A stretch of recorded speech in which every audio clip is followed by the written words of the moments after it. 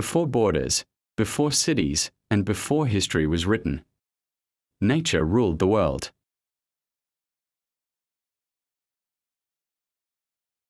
Vast forests stretched across the land. Rivers and lakes shaped every path. Animals moved freely, following the seasons, the water, and the food. Humans were not masters of this world. They were part of it.